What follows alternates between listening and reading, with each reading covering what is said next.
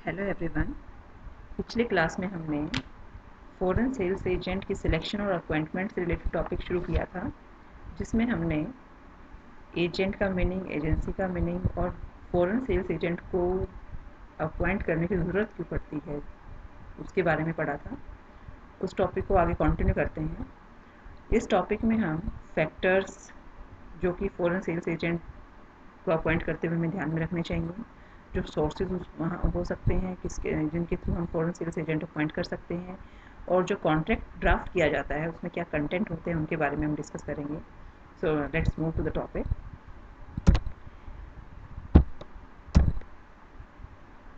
Factors affecting selection of foreign selling agent. अब जब हमें फॉरेन सेल्स एजेंट को अपॉइंट करना है, रीज़न, ज़रूरतें हैं, कुछ कारण हैं जिनके कारण हमें अपॉइंट करना है, जो हमने पिछली क्लास में किया, तो उनको सिलेक्ट करते हुए कुछ फैक्टर्स भी हैं जो कि उनके सिलेक्शन को इफ़ेक्ट करते हैं। सबसे पहली चीज़ फाइनेंशियल रिसोर्सेज। अब यहाँ पर हमें इस फैक्टर को भी, इन जो ये फैक्टर्स हम बात कर रहे हैं इन सबको ध्यान में रखते हुए हमें सेलिंग एजेंट को अपॉइंट करना होगा। फॉरेन सेल्स एजेंट जो है वो एक रिसोर्सफुल पर्सन होना चाहिए।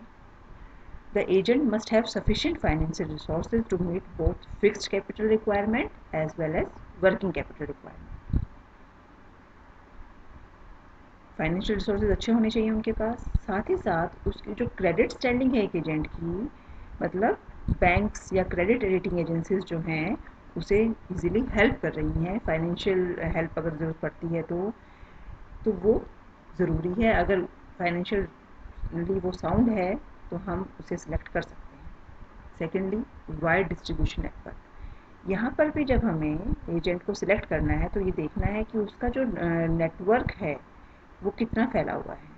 इससे क्या होगा, अगर नेटवर्क वाइड होगा उसका तो it will facilitate deep penetration in foreign market and will ensure better display of exporters goods in foreign market. Experience कितना है, सफिशिएंट मार्केट एक्सपीरियंस होना चाहिए, और जिस प्रोडक्ट में वो डील कर रहा है, जिस सेक्टर में वो डील कर रहा है उसका भी उसको एक्सपीरियंस होना चाहिए, क्योंकि जो वेल एक्सपीरियंस्ड एजेंट होते हैं वही मार्केटिंग एनवायरनमेंट को अच्छे से समझ सकते हैं। कस्टमर के buying behaviour, liking, disliking, taste, preferences, इन सब के बारे में सही अंडरस्टैंड वो कर सकते हैं। कंपटीशन की, गवर्नमेंट रेगुलेशंस की उनको अच्छी नॉलेज होती है, तभी हम उन एजेंट को अपॉइंट करें। एक्सपीरियंस मैटर करता है एजेंसी में कि हम किसको एजेंसी दें जो कि एक्सपीरियंस्ड हो। फोर्थ, हमें फैक्टर देखना होता है टेक्नोलॉजिकल कैपेसिटी। अगर एक्सपोर्टर का प्रोडक्ट टेक्निकल नेचर का है तो एजेंसी हमें कैसे सिलेक्ट करनी पड़ेगी, जो स्पेशलाइज्ड होगी, टेक्निकल सेल्स स्टाफ जिसके पास होगा उसी एजेंसी को हम हायर करेंगे। Person with technical knowledge can better display technical products and can better handle doubts and queries of prospective customers. तभी तो। फिर बात करते हैं करंट क्लाइंट जो एजेंट के हैं वो कैसे हैं। The analysis of current clients of agent. अगर हमें एजेंट की कैपेबिलिटीज़ को जज करना है तो एक्सपोर्टर को जो एजेंट के क्लाइंट हैं उनकी इन्फॉर्मेशन कलेक्ट करनी चाहिए कि प्रेजेंट जो क्लाइंट हैं वो कौन से हैं, वो कैसा प्रोडक्ट ले रहे हैं, वो जो एजेंट है उसकी सेल्स कितनी है, ये सब। अगर सेल्स जो है एजेंट की अच्छी है, ठीक है, कस्टमर सेटिस्फेक्शन अच्छा है, क्लाइंट अच्छे हैं, तो हम सोच सकते हैं उसको एजेंसी देने के लिए। लेकिन अगर एजेंट जो है आपके ही कॉम्पिटिटिव प्रोडक्ट में डील कर रहा है तो such agent should not be selected. क्यों? क्योंकि इससे कन्फ्लिक्ट ऑफ इंटरेस्ट रेज हो जाएगा। वेयर हाउसिंग कैपेसिटी कितनी है। अगर एजेंट के पास स्टोरेज कैपेसिटी अच्छी है तो हमें एक्सपोर्टर को ये एडिशनल एडवांटेज मिल जाएगा कि उसको सेपरेट अरेंजमेंट नहीं करने होंगे। हमने इसको रीज़न में भी पढ़ा था कि हम एजेंट को क्यों अपॉइंट करें, क्योंकि लॉजिस्टिक्स जो रिक्वायरमेंट होती हैं, अगर एजेंट के पास ऐसा लॉजिस्टिक्स फैसिलिटीज़ हैं तो एक्सपोर्टर को ये फ़ायदा है, अरेंजमेंट नहीं करनी पड़ेगी।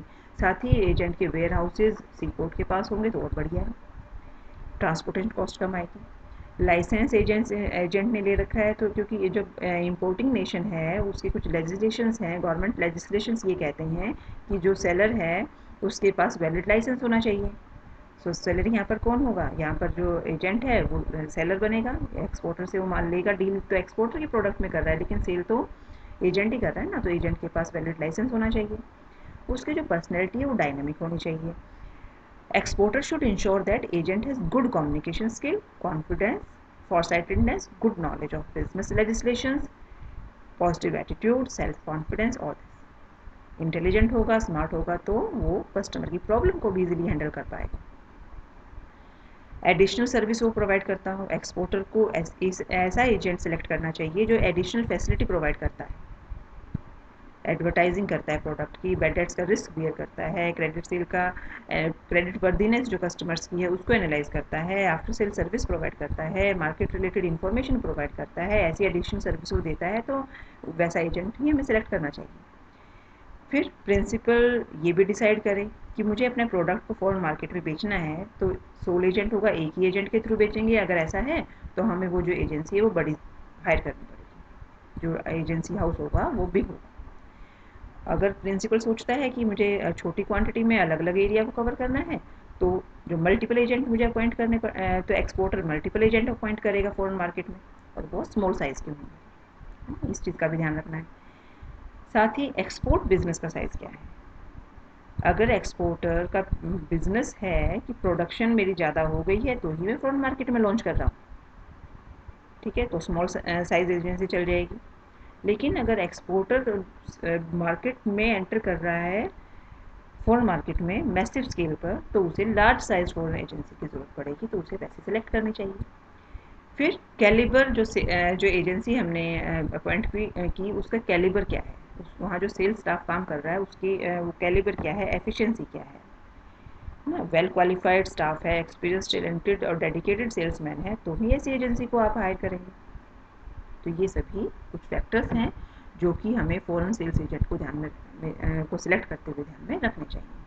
अब बात आती है सोर्सेज की, हमें फॉरेन सेल्स एजेंट को सिलेक्ट करना है तो हमें उसके सोर्सेज कहाँ से सिलेक्शन हो पाएगी, कैसे पॉसिबल हो पाएगा, तो कुछ सोर्सेज हैं, तो हम सोर्सेज के बारे में बात करते हैं। सबसे पहला सोर्सेज है आपका एडवर्टाइजमेंट। आप डोमेस्टिक मार्केट में अगर आपको सेल्स एजेंट अपॉइंट करने कोई इशू नहीं है, आपको लोकल मार्केट की नॉलेज है, आपको ये भी पता है कि जिस प्रोडक्ट को मैं बेचना चाह रहा हूँ उस प्रोडक्ट को कौन से एजेंट बेच सकते हैं। लेकिन जब आप एक्सपोर्ट मार्केटिंग की बात करते हैं तो डिफ़िकल्ट हो जाता है एफिशिएंट सेल्समैन सिलेक्ट करना, अपॉइंट करना। तो एक्सपोर्टर को सबसे पहले तो फॉरेन सेलिंग एजेंट्स को आइडेंटिफाई करने के लिए कुछ सोर्सेज रिक्वायर्ड रहते हैं। तो सबसे पहली चीज़ तो क्या करें, एक्सपोर्टर एडवर्टाइजमेंट दे इंटरनेशनल ट्रेड जर्नल में कि मुझे सेल्समैन की रिक्वायरमेंट है इस प्रोडक्ट को बेचने के लिए। साथ ही उस एडवर्टाइजमेंट में वो प्रोडक्ट को लिखे, रेट ऑफ कमीशन लिखे, किस एरिया में बेचना है उसके बारे में लिखें, ठीक है। दूसरा बिजनेस सेंटर्स, अब बिजनेस सेंटर्स जो गवर्नमेंट ऑफ इंडिया है उसने बिजनेस सेंटर्स एस्टेब्लिश किए हुए हैं अलग अलग कंट्रीज़ में। अब ये बिजनेस सेंटर क्या करते हैं, they provide services to exporters and also help them in finding foreign sales agent, dealer, distributor. Government of India ने ओवरसीज इंडियन फैसिलिटेशन सेंटर भी सेटअप कर रखे हैं जो कि क्या करते हैं, क्या ओवरसीज इंडियन फैसिलिटेशन सेंटर्स जो कि फॉरेन ट्रेड और फॉरेन इन्वेस्टमेंट को प्रमोट करते हैं। तो ऐसे ही कई कंट्रीज़ अक्रॉस द वर्ल्ड अपने फैसिलिटेशन सेंटर एस्टेब्लिश कर देते हैं। इन सेंटर से ये जो सेंटर्स हैं ये डाटाबेस प्रिपेयर करते हैं एजेंट्स का और वो एक्सपोर्टर्स को अवेलेबल कराते हैं। तीसरा हो सकता है कि इंटरनेशनल यूनाइटेड कमर्शियल एजेंट हैं और जो ब्रोकर एसोसिएशन है, ये एसोसिएशन की हेल्प हम ले सकते हैं ग्लोबल लेवल। अब ये एसोसिएशन क्या करती है, it has setup online international database facility for the help of exporters and commercial agents. अब इस डाटाबेस की हेल्प से एक्सपोर्टर जो है सूटेबल कमर्शियल एजेंट को अपने प्रोडक्ट को बेचने के लिए सिलेक्ट कर सकता है, या फिर इंटरनेशनल ट्रेड फेयर और एग्जीबिशन की हेल्प से ऐसा पॉसिबल है कि हम एजेंट सेलेक्ट कर ले। कैसे, क्योंकि जो इंटरनेशनल जब ट्रेड फेयर लगते हैं तो फॉरेन सेल्स एजेंट भी वहाँ विजिट करते हैं, तो इन फेयर्स के थ्रू जो एक्सपोर्टर्स हैं और एजेंट हैं वो आपस में मिलते हैं और यहाँ से उनका पर्सनल कॉन्टेक्ट बनता है, तो ये भी एक सोर्स हो सकता है। इंटरनेशनल मर्चेंट बैंक्स हैं, जो मर्चेंट बैंक्स हैं वो wide range of services provide करते हैं एक्सपोर्टर्स और इम्पोर्टर्स को, और उसमें से एक सर्विस ये भी है कि वो सेलिंग एजेंट को सिलेक्ट करने में आपकी हेल्प करने वाले हैं।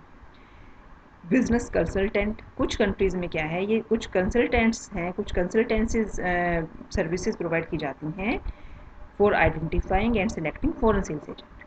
These consultant also help in drafting agency contracts also. जो एजेंसी कॉन्ट्रैक्ट हम आगे पढ़ने वाले हैं अभी कि क्या ड्राफ्ट में क्या क्या आना चाहिए, तो वो ड्राफ्ट करने में, सुपरवाइज करने में, एजेंट की अपॉइंटमेंट की कंट्रोलिंग में भी हेल्प करते हैं। तो ये कंसल्टेंट एक्सपोर्टर और फॉरेन सेल्स एजेंट के बीच में लिंक का काम करते हैं। तो ये सभी जो सोर्सेज हमने 6 सोर्सेज पढ़े, इनमें से किसी भी एक की हेल्प से या कितनी और एक से ज़्यादा की हेल्प से भी आप फॉरेन सेलिंग एजेंट को अपॉइंट करने के लिए सोच सकते हैं। फिर बात आती है, हमने सोर्स को सिलेक्ट कर लिया, आइडेंटिफाई हो गया हमें, अब उसे सिलेक्ट करना है। तो सिलेक्शन का प्रोसेस क्या रहता है? सबसे पहले तो हमने भाई आइडेंटिफाइंग सोर्सेज, जो हमने अभी ऊपर सोर्सेज पढ़े उनमें से आइडेंटिफाई कीजिए कि किसके थ्रू आपने सेल्स एजेंट को लेना है। फिर आप सोर्स हो गया, सोर्स के बाद आप बात करते हैं एक्सपोर्टर जो है वो जो भी सेल्स एजेंट वो अपॉइंट कर सकता है, that is potential foreign sales agent, उनके बारे में इंफॉर्मेशन लेगा, मतलब प्रिलिमिनरी इन्वेस्टिगेशन, सबसे शुरू में जो इन्वेस्टिगेशन वो करेगा। अब वो इन्वेस्टिगेशन कैसी होती है? उसमें एजेंट के जो एग्जिस्टिंग क्लाइंट्स हैं, एजेंट की जो अभी सेल है, जो उसका बिजनेस है, उसने कितने लोग लगा रखे हैं, कैसी क्वालिटी ऑफ सर्विस वो प्रोवाइड करता है, उसका एक्सपीरियंस कितना है, उन सब के बारे में इन्वेस्टिगेट किया जाता है, इन्फॉर्मेशन ली जाती है। अगर सबसे पहली चीज़ हमने अभी पीछे भी डिस्कस किया था, अगर वो एजेंट, हम कहते हैं किस प्रोडक्ट में डील करता है, अगर वो कॉम्पिटिटिव प्रोडक्ट में डील कर रहा है तो उसको वहीं पर हम रिजेक्ट कर देंगे, क्योंकि इससे कन्फ्लिक्ट ऑफ इंटरेस्ट हो जाएगा। लेकिन अगर सही है, प्रोडक्ट कॉम्पिटिटिव प्रोडक्ट में डील नहीं कर रहा है, तो हम उसे सिलेक्ट कर लेंगे। सिलेक्ट भी क्या, अगले स्टेप पर जाने के लिए केवल। तो अनसुटेबल कैंडिडेट्स को, एजेंट्स को हम रिजेक्ट कर देते हैं प्रिलिमिनरी इन्वेस्टिगेशन में। फिर बात आती है थर्ड स्टेप की, पर्सनल कॉन्टैक्ट। अब एक्सपोर्टर जो है शॉर्ट लिस्टेड एजेंट के साथ में पर्सनल मीटिंग को अरेंज करता है। ये मीटिंग होस्ट नेशन में अरेंज की जाती हैं, फेस टू फेस कॉन्टैक्ट होता है, जिससे कि एजेंट के बारे में हमें इन डेप्थ इन्फॉर्मेशन मिलती है, उनकी भी क्या स्ट्रेटजीज़ हैं, फ्यूचर में क्या प्लान है उनकी जो ट्रांसपोर्टेशन, वेयर हाउसिंग की जो अरेंजमेंट है, मतलब लॉजिस्टिक्स अरेंजमेंट क्या है, कॉन्फिडेंस कितना है, कितना वो अपने बिजनेस को लेकर सीरियस है, तो वो सब डिस्कशन होता है पर्सनल कॉन्टैक्ट में। ये कहाँ होता है? इन द होस्ट नेशन, वहाँ पर होता है ये। अनसुटेबल एजेंट वहाँ पर रिजेक्ट हो जाते हैं फर्स्ट पर्सनल इंटरेक्शन में। फिर बात आती है सब्सिक्वेंट मीटिंग की। शॉर्ट लिस्टिंग जो प्रोस्पेक्टिव एजेंट हैं, फर्स्ट मीटिंग के बाद जो हमने शॉर्ट लिस्ट किए हैं, फिर हम बात करते हैं उस पर कमीशन की कि भैया आपके क्या टर्म्स एंड कंडीशन आपकी रहेंगी, किस कमीशन पर आप काम करेंगे। तो यहाँ पर नेगोशिएशन की जाती है कि ये कमीशन रेट रहेगी, अच्छा जो सेलिंग के एक्सपेंसेस होंगे वो ये रहेंगे, वेयर हाउसिंग का अरेंजमेंट ऐसा रहेगा, और जो सेलिंग के एक्सपेंसेस हैं वो कौन बियर करने वाला है, वो सब भी हम रिस्क बियरिंग भी देखेंगे, एडवर्टाइजिंग और अदर प्रमोशनल मेथड्स हम इसमें डिस्कस करेंगे, मोड ऑफ पेमेंट डिस्कस करेंगे। तो इन सब ये डिस्कशन के बाद में नेगोशिएशन और डिस्कशन स्टेप में आती है सब्सिक्वेंट मीटिंग में, और फाइनल सिलेक्शन हो जाता है एजेंट का। फिर सिलेक्शन होने के बाद हम एक एजेंसी कॉन्ट्रैक्ट ड्राफ्ट करते हैं। एजेंसी कॉन्ट्रैक्ट में वही सब चीज़ें जो डिस्कशन हुई थी सब्सिक्वेंट मीटिंग में, उन टर्म्स और कंडीशन को ड्राफ्ट किया जाता है। ये रिटर्न होना चाहिए, साथ ही साथ लीगल प्रोविज़न दोनों ही कंट्रीज़ के इसमें स्ट्रिक्टली फॉलो होने चाहिए, क्योंकि ये एजेंसी कॉन्ट्रैक्ट है, it is a legal document which binds both principal and agent. So future complication ना हो, इस लीगल एडवाइज़र से हेल्प ली जा सकती है ड्राफ्ट करते हुए। लैंग्वेज अंडरस्टैंडेबल होनी चाहिए, सभी दोनों जो पार्टीज़ हैं वो इस एजेंसी कॉन्ट्रैक्ट को ध्यान से पढ़ें, विटनेस की प्रेजेंस में साइन करें, और इसके बाद अपॉइंटमेंट ऑफ एजेंट फाइनल हो जाता है। तो ये सब इसमें हमने पढ़ा। फिर बात आती है जो एजेंट जो हमने ड्राफ्ट किया उसमें क्या कंटेंट होंगे। जो एजेंसी कॉन्ट्रैक्ट ड्राफ्ट किया जाता है वो कैसा होना चाहिए, क्या होता है? Agency contract should be in writing, सबसे पहली चीज़। ये कॉम्प्रिहेंसिव भी होना चाहिए, जो प्रिंसिपल और एजेंट की वेरियस एस्पेक्ट्स हैं उसको इसमें इंक्लूड किया जाए, और कोई डिफरेंसेस हैं तो उसको इसमें अवॉइड किया जाए। डिफरेंसेस हैं तो उसको अवॉइड करने के लिए भी एक ऐसा ड्राफ्ट तैयार हो कि दोनों की म्यूचुअल उसमें सहमति हो। तो कुछ पॉइंट्स को हमें ध्यान में रखना है। सबसे पहली चीज़ तो रिटन एग्रीमेंट होता है ये। इसकी लैंग्वेज क्या होनी चाहिए? सिंपल और अंडरस्टैंडेबल होनी चाहिए दोनों पार्टीज़ में। ऐसा नहीं है कि हमारे नेशन में उस वर्ड का कुछ अलग मीनिंग है, दूसरे के नेशन में, एजेंट के नेशन में कुछ अलग है, ऐसा नहीं होना चाहिए। ऐसे वर्ड्स हमें अवॉइड करने चाहिए। कॉन्ट्रैक्ट की ड्यूरेशन उसमें मेंशन होनी चाहिए क्लियरली, कौन से प्रोडक्ट बेचे जाएंगे, ठीक है, वो मेंशन होना चाहिए, किस एरिया में बेचा जाएगा वो भी क्लियरली डिफाइन होना चाहिए, सेल्स टेरिटरी। कमीशन क्या रहेगा, कमीशन किस रेट से रहेगा, सेल्स पर रहेगा या डेलीगेटरी कमीशन होगा, मोड ऑफ पेमेंट क्या होगी वो भी अच्छे से डिफाइन हो। बैड डेट्स जो है वो एजेंट बियर करेगा तो समय जो रेट ऑफ डेलीगेटरी कमीशन होगी वो भी डिसाइडेड हो जानी चाहिए। तो कमीशन के बारे में, सेलिंग एक्सपेंसेस की अगर किए गए हैं तो एजेंट अगर करता है तो उसका रिम्बर्समेंट कैसे होगा वो सब भी इसमें डिसाइड किया जाना चाहिए। क्योंकि क्या होता है जो अगर ऐसा सेलिंग एक्सपेंसेस सेल्समैन कर देता है, सेलिंग एजेंट कर देता है, बट जब वो सेल्स की प्रोसीड्स की मतलब जितना माल बिका उसको पेमेंट करने लगता है एक्सपोर्टर को, तो उस केस में वो अपने सेलिंग एक्सपेंसेस को माइनस कर देता है उसमें से, मतलब अपने रिकवर कर लेता है, वो सब भी उसमें होना चाहिए। ट्रैवलिंग एक्सपेंसेस कोई एजेंट के हैं वो कैसे बियर किए जाएंगे, कौन बियर करेगा, ठीक है। अगर एजेंट बियर करेगा तो कैसे, प्रिंसिपल बियर करेगा या दोनों ही करेंगे तो किस रेशो में करेंगे वो सब डिसाइड किया जाना चाहिए, लिखा जाना चाहिए। प्राइस और टर्म्स ऑफ सेल क्या रहेंगी, किस प्राइस पर बेचा जाएगा, किन टर्म्स एंड कंडीशन पर, मैक्सिमम और मिनिमम प्राइस क्या रहेगा, डिस्काउंट रेट क्या रहेंगी, गारंटी और वारंटी क्या कंडीशन क्या रहेगी, वो सब भी इसमें लिखा होना चाहिए। एग्रीमेंट कब टर्मिनेट किया जा सकता है, ये हो सकता है कितने दिनों के बाद होगा, या कोई प्रॉब्लम हो जाती है तो पहले से नोटिस देने की ज़रूरत पड़ेगी या नहीं पड़ेगी, तो ये सब भी इसमें रिटर्न में होना चाहिए, क्लियरली होना चाहिए।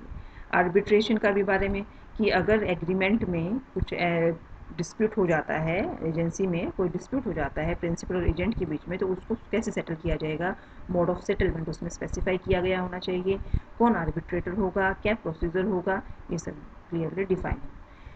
दोनों ही पार्टीज़ की क्या ड्यूटीज़ हैं और राइट्स हैं उसके बारे में भी इसमें मेंशन होना चाहिए, ताकि दोनों ही पार्टी अपनी ड्यूटीज़ और राइट्स को अच्छे से फुलफिल कर पाए। इंडेमनिटी की बात आती है, मतलब क्षतिपूर्ति की बात आती है। अगर कोई लॉस हो जाता है, कोई खर्चा हो जाता है, कोई डैमेजेस हो जाते हैं, कोई क्लेम है, इसके लिए प्रिंसिपल एजेंट को क्या कैसे देगा, कैसे क्लेम किया जा सकता है और कैसे ये डैमेजेस को बियर किया जा सकता है, तो ये लॉस का नेचर क्या है, ठीक है, तो ये भी आपको इसमें मेंशन करना है। प्रमोशनल टेक्निक क्या रहेंगी और कौन ये करने वाला है, कौन इसके लिए रिस्पॉन्सिबल रहेगा, कौन इसके खर्चे बियर करेगा, वो भी इसमें मेंशन होना चाहिए। तो इन शॉर्ट ये कुछ 14 कंटेंट हैं जो कि मैंने आपको बताए हैं, इनको आप और अच्छे से बुक से पढ़ के अपना अच्छे से नोट्स बना सकते हैं। अब बात आती है फॉरेन सेल्स एजेंट को मोटिवेट कैसे करें। मोटिवेट करें तो सबसे पहली चीज़ तो फाइनेंशियली मोटिवेशन तो उसे ये मिलता है ना कि जितनी आप सेल करेंगे उस हिसाब से आपको कमीशन मिलेगा। रेगुलर कम्युनिकेशन करें, बातचीत करते रहें ताकि उसको लगे, साथ ही उसके डिसीजन अपने डिसीजन मेकिंग में उसकी हेल्प लेते रहें, तो उसे क्या लगेगा कि हाँ मेरे जो जो मैं डिसाइड कर रहा हूँ या जो कंपनी डिसाइड कर रही है उसमें मैं कुछ सपोर्ट कर रहा हूँ, तो एक मोटिवेशन मिलता है। रेगुलर सपोर्ट, अगर उसको ज़रूरत है पब्लिसिटी की एजेंट को टाइम पे, क्योंकि कस्टमर से तो उसने डील करना है ना, तो उसे ब्रोशर भी चाहिए, कैटलॉग भी चाहिए, डिस्प्ले मटेरियल भी चाहिए, इक्विपमेंट भी चाहिए, तो वो आपको नेसेसरी सपोर्ट एक्सपोर्टर से करता रहे। टाइमली उसके सेलिंग एक्सपेंसेस को रिम्बर्स करता रहे, उसको काम करने के लिए फ्रीडम हो, उसे कैसे बेचना है, बेचना तो उसे है ऑन बिहाफ ऑफ एक्सपोर्टर, तो एक्सपोर्टर जो उसे फ्रीडम दे कि सेल्स एक्टिविटी प्लान करें, जैसे भी आपको करना है you can feel free on that. Exclusive agency right उसे दिए जाएँ, किस एरिया में ऐसे नहीं कई एजेंट लगा दिए, उसको मोनोपोली राइट दिए जाएँ ताकि वो और अच्छे से हार्ड वर्क से उसको रिटर्न उसको मिल पाए, ठीक है। तो एक्सक्लूसिव एजेंसी राइट उसे दिए जाएँ। फॉरेन सेल्स एजेंट का जो एक्टिव पार्टिसिपेशन है एक्सपोर्ट मार्केटिंग प्लान को डिज़ाइन करने में वो भी अगर लिया जाएगा तो भी अच्छा रहेगा, क्योंकि उसको मार्केट की नॉलेज है, उसको एनवायरनमेंट की नॉलेज है, तो वो बेटर हेल्प कर सकता है आपकी डिज़ाइनिंग, बेटर स्ट्रेटेजी डिज़ाइनिंग करने में, इससे एजेंट का मॉडल भी एनहांस होगा। फिर लीडरशिप, कई बार क्या होता है कि लीडरशिप सही नहीं है, मतलब एक्सपोर्ट हाउसेस जो हैं, हायर ऑफिशियल जो हैं, अगर वो सही नहीं है तो गड़बड़ हो जाएगी। तो if higher officials of exporting units are honest, hard working, competent, dynamic, तो नो डाउट एजेंट भी ऐसे ही होंगे, वरना अदरवाइज उन्हें होना भी पड़ेगा। अगर वो ऐसे नहीं है तो उन्हें होना पड़ेगा, क्योंकि हायर अथॉरिटी आपकी कॉन्फिडेंट है, कोऑपरेटिव है, लॉयल है एजेंट्स के, तो एजेंट्स भी लॉयल होंगे फिर, ठीक है। तो ये कुछ चीज़ें हैं जो ये कुछ हमने 8 पॉइंट किए जो कि फॉरेन सेल्स एजेंट को मोटिवेट करते हैं। अब इसके बाद बात आती है डिफरेंस की। कुछ ये डिफरेंस मैंने लास्ट में लिया है। ये डिफरेंस क्या है कि फॉरेन सेल्स एजेंट और फॉरेन डिस्ट्रीब्यूटर, ये डिफरेंस की ज़रूरत क्यों है। देखिए आपके चैप्टर में एजेंट से एजेंसी के थ्रू हम अगर सेल करते हैं तो कुछ फ़ायदे भी हैं, कुछ नुकसान भी हैं। फ़ायदे में जो ज़रूरत इसकी है वो सब फ़ायदे में आ जाता है, लेकिन नुकसान ये हो जाता है, फ़ायदा क्या है कि हमें नए मार्केट में एंटर करना ईज़ी हो जाता है, हमें एजेंसी का जो गुडविल है उसका फ़ायदा मिल जाता है, लॉजिस्टिक्स का फ़ायदा मिल जाता है, ठीक है। तो हमें मार्केट एनवायरनमेंट कंपटीशन के बारे में नहीं पता है, वो फॉरेन सेल्स एजेंट को पता है, क्रेडिट सेल हो जाती है, क्रेडिट कलेक्शन हो जाता है। लेकिन इसका नुकसान ये है कि जो सेल्स एजेंट है वो खुद में ऑनर तो है नहीं, तो वो कमीशन के लिए काम कर रहा है, प्रॉफिट के लिए काम कर नहीं रहा है। तो वो क्या करता है, कई बार आफ्टर सेल सर्विस नहीं देता है, या केवल उसे अपनी कमीशन से मतलब होता है, वो और भी प्रोडक्ट बेच रहा है, तो वो जिसकी सेल ज़्यादा हो रही है, जिसका कमीशन ज़्यादा मिल रहा है, वो उसी प्रोडक्ट को ज़्यादा बेचने की कोशिश करता है। तो इसीलिए कुछ डिफरेंस होते हैं, ठीक है। तो ये ज़रूरी नहीं है कि एजेंसी के थ्रू ही बेचा जाए, फॉरेन डिस्ट्रीब्यूटर भी हो सकता है। तो एजेंट क्या है, एक्सपोर्टर का रिप्रेजेंटेटिव होता है। कुछ डिफरेंस मैंने लिखे हैं, इसको और आप कुछ और पॉइंट भी इसमें आप ऐड कर सकते हैं। एजेंट एक्सपोर्टर का रिप्रेजेंटेटिव है, जबकि डिस्ट्रीब्यूटर में क्या डिफरेंस है कि वो कस्टमर है एक्सपोर्टर का, एक्सपोर्टर से उसने माल खरीद लिया है और अब वो अपने नाम से आगे बेचने वाला है फॉरेन मार्केट में। एजेंट जो है सारे रिस्क बियर नहीं करता है बैड डेट्स के, डेलकेटरी कमीशन मिल रहा है तो ही करेगा, अदरवाइज बैड डेट्स जो है प्रिंसिपल का होगा। बट डिस्ट्रीब्यूटर जो है बैड डेट्स के सभी रिस्क वो बियर करता है, क्योंकि वो प्रॉफिट के लिए काम कर रहा है, अब ओनर वो है बेचने के लिए आगे। एजेंट का रिसेल प्राइस पर कोई कंट्रोल नहीं है, जो एक्सपोर्टर ने डिसाइड कर दिया उसी प्राइस पर वो बेचने वाला है, लेकिन डिस्ट्रीब्यूटर ने एक्सपोर्टर से तो माल ले लिया है, अभी फाइनल प्राइस वो डिसाइड करेगा, कौन, डिस्ट्रीब्यूटर, की फॉरेन मार्केट में मुझे किस प्राइस पर इसे बेचना है, जिसमें कि अपना प्रॉफिट मार्जिन ऐड करने वाला है। Selling and distribution expenses agent करता तो है, लेकिन प्रिंसिपल बियर करता है, प्रिंसिपल उसकी की पेमेंट करेगा, बट डिस्ट्रीब्यूटर जो है ये खर्चे करता भी है और इसे बियर भी खुद ही करता है, क्योंकि एक्चुअल में प्रॉफिट के लिए डिस्ट्रीब्यूटर अब आगे फॉरेन मार्केट में उस प्रोडक्ट को बेचेगा। एजेंट जो है कमीशन अर्न करता है अपनी सर्विस के बदले में, बट डिस्ट्रीब्यूटर सर्विस नहीं कर रहा है, डिस्ट्रीब्यूटर सामान अब एक्सपोर्टर से खरीद कर आगे बेच रहा है प्रॉफिट कमाने के लिए। तो ये कुछ डिफरेंसेस हैं जो मैंने इसमें बताने की कोशिश की है आपको। तो आई होप आपको ये समझ में आ गया होगा। तो बेटा इस टॉपिक को आप कर लीजिए अच्छे से। तो thanks for watching this video. तो आई होप आप ये चैप्टर अब अच्छे से कर लेंगे। पहला पार्ट मैंने इसका जिसमें कि केवल मीनिंग क्लियर किया था, वो इससे पहले वाली प्रेजेंटेशन है, पहले वाली वीडियो है। इसके बाद मैंने मीनिंग के बाद दूसरी वीडियो ये बनाई है। So I hope you can understand this topic. Thank you very much.